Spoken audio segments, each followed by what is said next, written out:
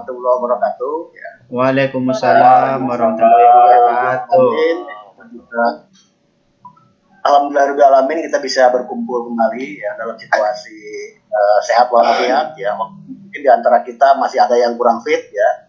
Ibu ke-8 ya. Lokal ke-8 ini seyogianya memang harusnya luring ya, karena memang didesain program ini dalam situasi normal gitu. Didesain dalam situasi normal, tetapi dalam kenyataannya katakanlah abnormal ya, tidak seperti biasanya. Maka kita butuh adaptasi kebiasaan baru ya, new normal. Halo? Bisa terlihat? Bisa. Terlalu kecil atau gimana? Lagi loading. Masih loading, Terlalu Pak. kecil atau kurang besar? Oke, nampak, Pak. Ya? Sip, Pak. Oke. Kita pada lokal karya ke-8 ini ya, kita sedang membicarakan tentang rencana kerja 1 tahun ke depan ya. Jadi insya Allah ya, akhir bulan ini Bapak Ibu berakhir lokal karya ke-9 akhir bulan ya. Dan insya Allah juga mungkin mulai minggu depan ya, saya akan melakukan pendampingan lagi, kemudian visitasi terakhir ya, sekaligus mungkin pamitan kepada Bapak Ibu, kepala sekolah dan lain-lain. Bapak Ibu lulus, kemudian dinyatakan sebagai guru penggerak ya, dan dapat sertifikat. Mudah-mudahan sertifikat itu berguna di masa depan ya. Tidak pun mungkin dalam jangka pendek, mungkin dalam jangka panjang Bapak Ibu akan ada manfaatnya. Karena banyak pengalaman ya, relasi, kemudian juga hal-hal yang baru yang Bapak Ibu bisa terapkan di sekolah ya. Dan ya, karyanya luar biasa ya. Bahkan YouTube-nya saya kadang-kadang nonton ya. Luar biasa, lebih pinter Bapak Ibu ya ketimbang saya ya, yang generasi baby boomer menggunakan akun-akun itu ya. Jadi ini adalah bekal Bapak Ibu ya untuk masuk ke dunia ke dunia pendidikan yang eranya era revolusi 4.0, bukan 4.0 lagi 5.0 ya. Ibu sebagai guru ya, ujung tombak pendidikan di sekolah ini jangan ketinggalan ya. Jangan ketinggalan dalam literasi digital, web sendiri ya, di tempat internet ya, sehingga karya-karya Bapak Ibu bisa terekam ya, sepanjang masa. Ya, sepanjang masa artinya bukan hanya sekarang saja, tapi bisa dilihat oleh anak cucu kita ke depan. Web itu buat sendiri, bisa pakai web-web yang gratis, syukur-syukur berbayar gitu kalau bisa. Tema Lokal Karya 8 adalah rencana kerja calon guru penggerak. Jadi di akhir sesi pertemuan kita selama kurang lebih 8 bulan ya, masuk ke 9 ya, Bapak Ibu membuat rencana kerja untuk minimal 1 tahun ya, 1 tahun ke depan. Nah, apa tujuan belajar kita pada pagi hari ini sampai menjelang sore ya, mudah-mudahan sampai 2:30 kita berakhir ya. Pertama, peserta mengetahui dan berbagi perkembangan kompetensi guru penggerak. Jadi kita sebetulnya sudah tahu ya bagaimana perkembangan kompetensi guru penggerak. Nah, tujuan kita itu mengingatkan kembali ya, lancar kaji karena diulang, Allah bisa karena biasa. Jadi kita belajar tujuannya seperti itu ya. Kemudian peserta mampu memetik ya, pembelajaran ya, merumuskan upaya perbaikan dari kompetensi guru penggerak. Masuk komunikasi di dunia maya ya, dalam grup-grup ya. Kadang-kadang ada ketersinggungan, ada yang marah, ada yang macam-macam. Mungkin sama lah di grup Bapak Ibu juga ya. Sama di pendamping pun seperti itu. Kelihatannya kita tanpa riak, ya, tapi sebetulnya beriak di dalam itu. Tetapi kita bisa memanage ya, memanage emosi kita. Kita bagaimana memetik pembelajaran ya, dari hal-hal yang kawan-kawan kita, ya, lingkungan kita, kemudian memperbaiki kita sebagai kompetensi, ya, sebagai kompetensi guru ya. Dulu ada PPG ya. PLPG ya, ada PLPG, kemudian ada PPG, itu sebetulnya untuk pengembangan kompetensi guru juga, tapi jamnya kan tidak sebanyak ini ya, sampai 9 bulan ya. Sebetulnya ini lebih berat ketimbang PPG. Guru, yang calon guru penggerak itu diberikan bekal yang luar biasa, yang menurut saya ini pengalaman yang luar biasa ya. Bagaimana sekolah itu bisa berkembang kalau ada guru penggerak, apalagi di sekolah itu ada beberapa guru penggerak. Nah, kemudian bagaimana memiliki pelibatan warga sekolah dalam program yang berdampak pada murid. Ini yang perlu dipahami oleh kita dalam masa kurang lebih 3 jam atau 4 jam ke belakang. Apa indikatornya? Tentu indikator ada, indikator atau indikasi. Indikasi itu ciri-ciri peserta menghasilkan rencana kerja, pengembangan diri ya. Bagaimana pengembangan diri ini, potensi diri yang dia miliki, yang Bapak Ibu miliki, bisa berkembang ya. Walaupun kadang-kadang ini kan lip service susah, ya nggak apa-apa gitu. Tapi minimal kita punya cita-cita. Orang yang paling miskin ya, adalah orang yang tidak punya cita-cita. Karena cita-cita itu adalah visi kita ke depan. Kalau kita tidak punya visi, nggak punya arah. Kalau nggak punya arah ya kita bingung. Kemudian peserta menghasilkan rencana program pengembangannya. Kemudian peserta memiliki strategi pelibatan. Jadi 3 inilah dari Lokakarya 8 ya, yang akan dibuat ya, tugas kita dalam waktu kurang lebih 4 jam atau 5 jam ke depan. Pembukaan ya, tadi saya anggap berlangsung sudahlah ya. Pembukaan sudah berlalu, kemudian di mana saya sekarang ya. Kemudian ambil pelajaran, rencana kerja, rencana pengembangan diri, strategi pelibatan, dan penutup. Nah ini diagendakan di LMS kurang lebih sampai jam 3 sore. Kesepakatan kelas. Nah ini biasanya, ini praktek-praktek ini sebetulnya Bapak Ibu harus praktekkan ketika mengawali belajar di sekolah. Ya. Ini yang perlu disepakati. Gitu. Dan kita harus konsisten ya, dengan apa yang kita buat. Saya kira kesempatan kelas ini kita sudah praktekkan dari mulai Lokakarya 1, ya, Lokakarya 0, Lokakarya 1 sampai Lokakarya 7. Misalnya tepat waktu hadir ya, alhamdulillah tepat waktu. Punya kreasi, bagaimana mengembangkan joyful learning, belajar yang menyenangkan. Ini penting. Oke. Saya kira itu ya. Nah kemudian, berbagi pembelajaran Lokakarya 7 ya, ini jam 9 ya. Pendamping membagikan link Jamboard pada peserta mengetik kata kunci ya. Setiap peserta menceritakan kata kunci. Nah, ini saya sebetulnya kalau kita luring ya, kita membagikan kertas post-it ya, ke Bapak Ibu masing-masing satu kertas ya. Kemudian Bapak Ibu membuat kata kunci ya, kata kunci itu keyword ya, kata bukan kalimat. Kata itu berarti satu ya. satu kata. Saya kasih waktu 5 menit Bapak Ibu menulis di kertas Ibu ya, kemudian tunjukkan kepada kita semua ya, kata kuncinya apa ya, refleksi dari Lokakarya 7. 5 menit silakan Bapak Ibu.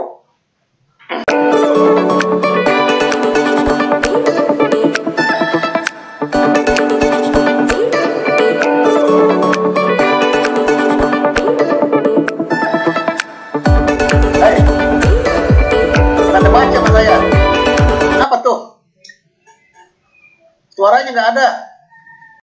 Suaranya nggak ada itu. Kesepakatan kelas, tak nampak ya, hilang-hilang ya. Jadi harusnya Bukas menjelaskan kenapa kesepakatan kelas itu menjadi kata kunci. Oke, silakan Pak Rofri. Saya buat nih praktik baik, Pak. Praktik baik. Ya. Oke, praktik baik saya kira baik itu menurut saya yang paling utama ya dalam sebuah program apapun. Ya. Karena perencanaan yang bagus ya, itu pasti berhasil ya. Tapi praktek baik adalah satu hal yang penting. Silakan Pak Irwan. Oke Pak. Oke, untuk saya kata kuncinya itu pembelajaran yang berpihak pada murid Pak. Ya. Oke, saya ulas aja lah. Memang pembelajaran berpihak pada murid memang ya, harus student center learning ya. Jadi murid adalah sebagai pangkal tolak ya untuk belajar ya. Tetapi guru harus belajar tetap. Gitu. Jadi ada pepatah atau ada adagium ya. Sebelum mengajar harus belajar. Sebelum mengajar harus belajar. Memang kita harus mengajarkan sesuatu yang baru dan kita harus paham ya. Dan guru harus ngerti pembelajaran kemarin. Oke. Kolaborasi Pak. Ya, kolaborasi cocok. Ya. Jadi kolaborasi kita tidak mungkin sendirian ya. Sama dengan sapu lidi ya, sapu lidi kalau sendirian itu nggak mungkin kita bisa membersihkan sampah ya. Kita harus rame-rame ya. Gotong royong, kolaborasi. Sama dengan tangan ini ada kolaborasi ya. Ada kalau satu aja kita nggak bisa ngangkat botol kalau satu aja, tapi kita harus ada sama-sama mengangkat botol, itu mah harus kolaborasi.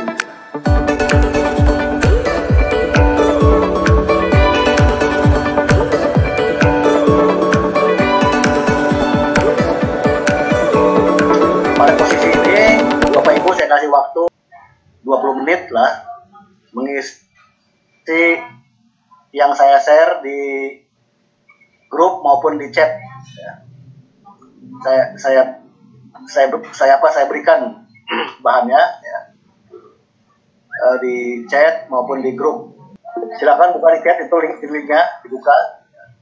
Atau di grup boleh juga. Saya bagi ke grup di WA ya. Silakan isi 10 menit lah sampai 15 menit. Buka Semawati satu, oke udah. Ibu Lia udah, Ibu Kas udah. Pak Jawandri kosong ya. Pak Irwan belum, Pak Irwan. Iya Pak, masih loading juga punya saya Pak. Jaringan udah Pak. Bukas yang nomor sama 4 semuanya kalian nih. Mana boleh ya? Yang nomor 4 belum bukas. Dah. Nomor 4 belum, nomor 4 belum. Alah tuh. Alah Pak.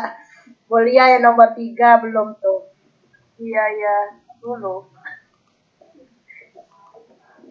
Saya masih bentar juga Pak ya. Pembelajaran dah sering dah dihayu kan Pak Rofi. Iya. Pembelajaran udah oke. Manajemen sekolah. Di manajemen sekolah. Bukas. Coba satu orang aja lah, enggak? Satu orang lah, siapa yang mau menceritakannya lah. Siapa yang mau? Assalamualaikum warahmatullahi wabarakatuh. Oke, di sini ada, terima kasih banyak atas waktunya. Ini di mana posisi saya sekarang. Jadi di sini saya akan coba tadi menjawab ada 4 pertanyaan yang diberikan. Yang pertama itu mengembangkan diri dan orang lain. Ini pada posisi ini saya sering melakukannya karena untuk pengembangan diri apalagi dalam masa pandemi ini Pak, pembelajaran ini kan banyak dilakukan secara daring. Tentunya kita akan mencari solusi-solusi terbaik di dalam memberikan pembelajaran kepada peserta didik maupun membantu teman-teman lain dalam menggunakan berbagai media pembelajaran yang bersifat daring.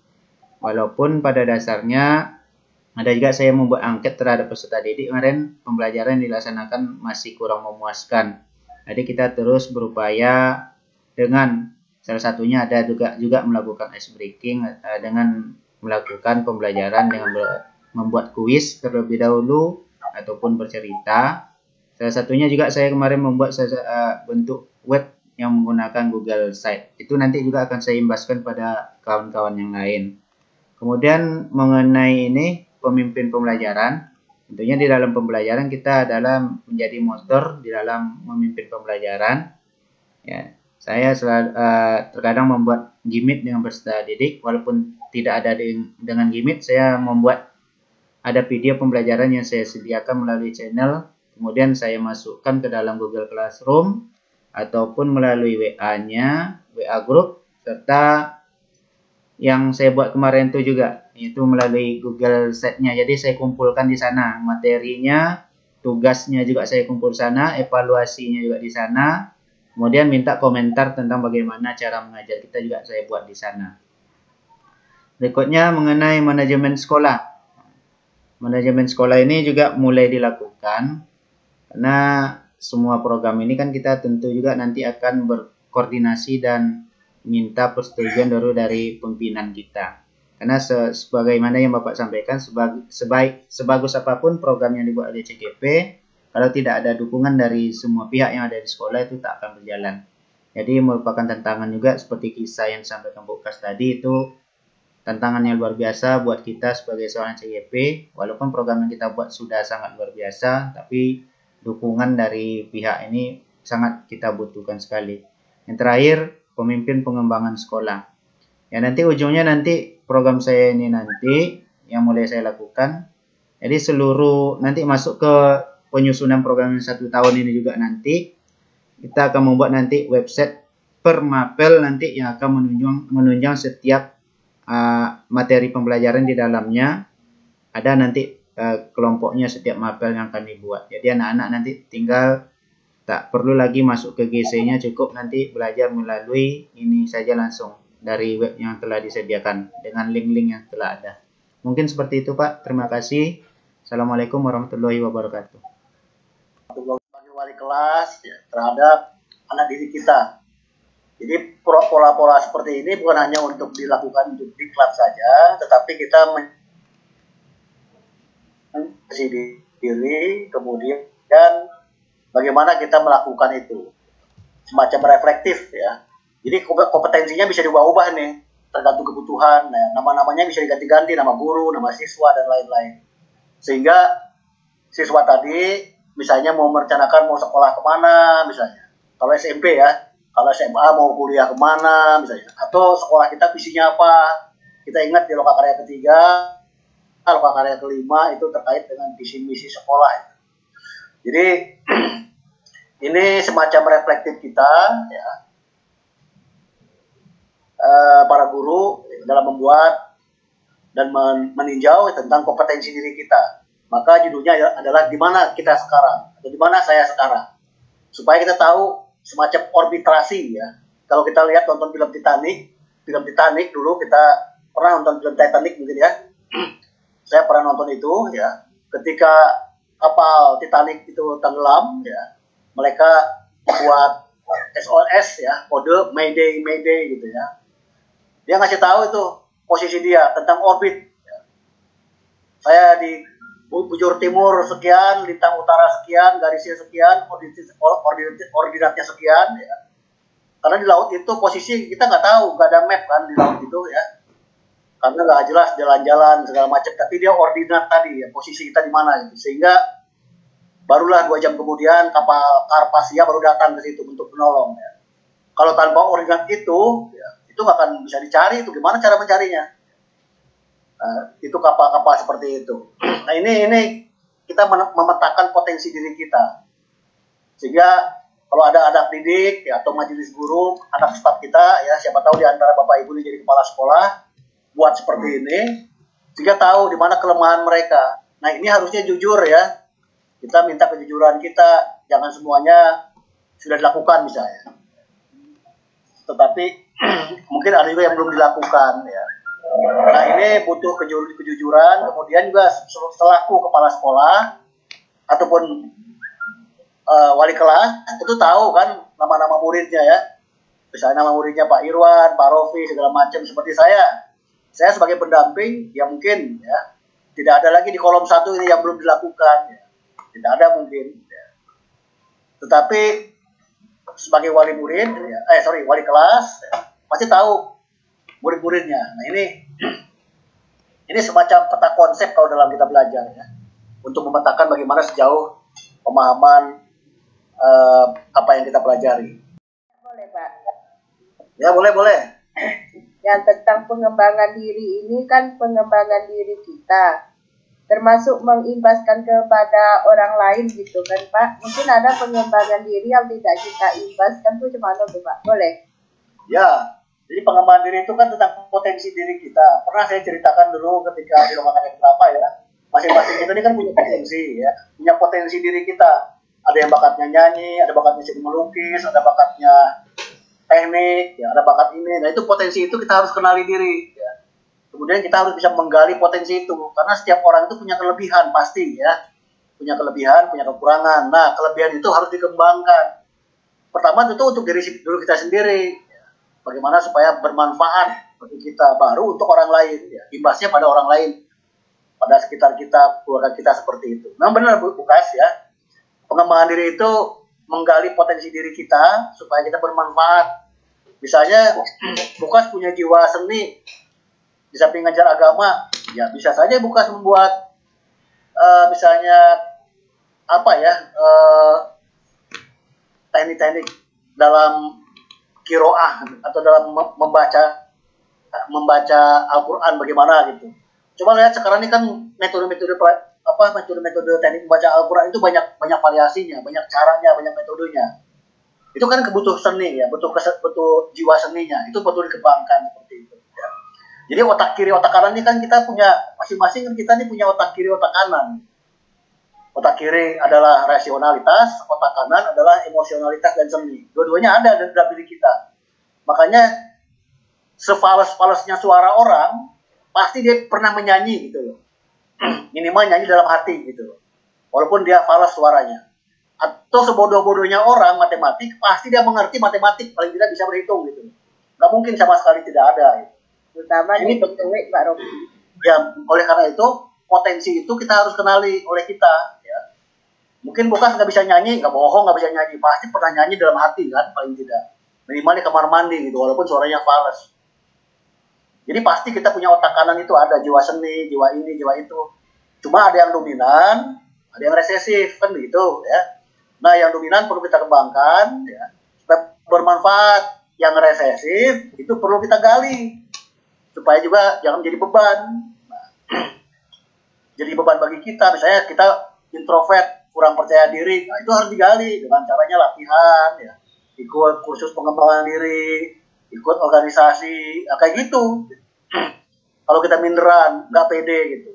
Nah, kalau kita punya macam-macam, makanya ada multi talent itu sebetulnya nggak ada orang yang multi talent, cuma dia bisa mengembangkan dirinya sendiri dia. Kemudian ada sarana, nah itu dia. Saya lihat Bapak Ibu punya multi talent semua ini, ya, punya keunggulan masing-masing.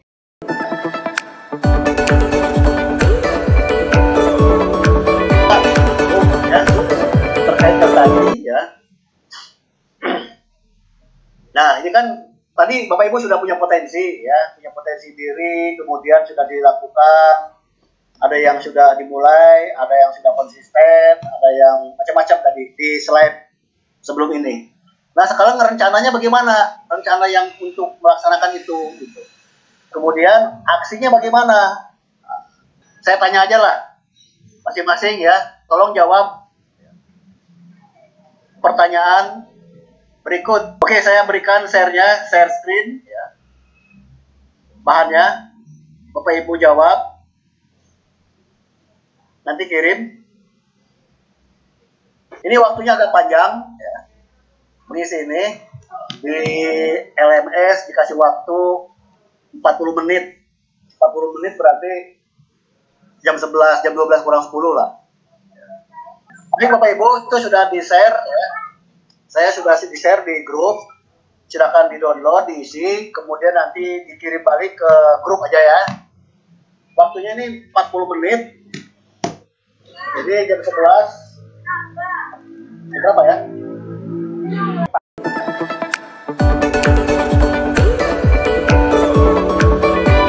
Berapa hasil dari 8 kemarin, diantaranya yang pertama adalah lembar kerja. Ya, lembar kerja perjalanan kita selama mengikuti pendidikan guru penggerak. Ini dia pertanyaannya. Salah satu contoh rencana aksi yang dibuat itu mahir dalam menggunakan IT, perangkat IT, pembelajaran jarak jauh. Jadi, aktivitas yang dilaksanakan implementasi dan penerapan aplikasi gratis pembelajaran jarak jauh Google for Education.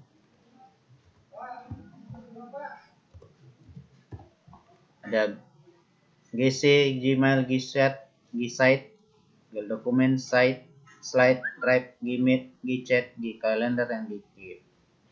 Semua itu nanti dapat Anda akses nanti di situs saya, yaitu Guru SMP Belajar ID. Dia ada di sana semuanya. Ini materi yang pertama. Kemudian yang berikutnya ada cerita.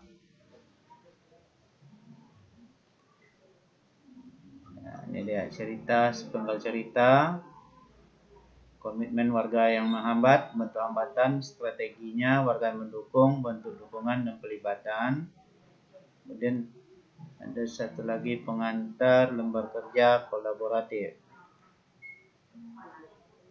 Program yang disusun meningkatkan rasa iman.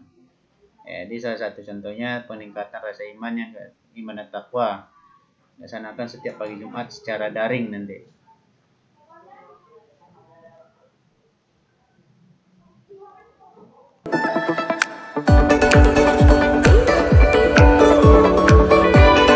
Mengenai tugas-tugas yang belum ya tolong dilengkapi. Kemudian ada beberapa file yang namanya belum ada namanya, Bu Lia ya, tolong kasih nama, diulang lagi ya. Kadang-kadang saya pernah tertukar ya. Jadi kurang lebih 10 hari ke depan kita akan lokakarya terakhir, lokakarya 9 ya, tanggal 28 Agustus. Jadi sekarang tanggal 14 ya, kurang lebih 2 minggu lagi. Ini lebih banyak diam, lebih banyak macam-macam ya, karena memang kondisi pertama saya juga lelah, kemudian kurang fit, kelihatannya segar tapi sebetulnya agak layu gitu ya. Terus materi terus terang banyak hal yang terlewatkan ya. Kalau kita ikuti alur-alur ini sebetulnya masih banyak yang belum tersampaikan oleh saya mohon maaf ya. Jangan jadi ganjalan di kemudian hari, jangan pula membandingkan dengan pendamping lain ya. Pendamping lain lebih bagus, lebih ini ya, itulah saya juga punya kelemahan, punya kekurangan yang tidak bisa saya penuhi ya. Yang jelas jangan sampai bentrok nanti uploadnya dengan lokakarya ke-9. Segala kekurangan saya ya, jadi saya terus terang ya, tidak bisa maksimal menyampaikan, apalagi juga saya juga lelah ya, duduk di kursi dengan hanya ditemani laptop ya. Selamat beristirahat, mohon maaf sekali lagi, mudah-mudahan ada manfaatnya. Sampai ketemu luring ya besok, insya Allah nanti kasih tahu Pak Irwan, Pak Rofi, Bu Lia, Bukas hari Senin atau hari Selasa. Kalau hari Rabu saya tidak bisa Bukas, kecuali hari Kamis pun siang ya, setelah zuhur jam 2 gitu. Saya lagi wabarakatuh. Waalaikumsalam warahmatullahi wabarakatuh. Ya, pamit.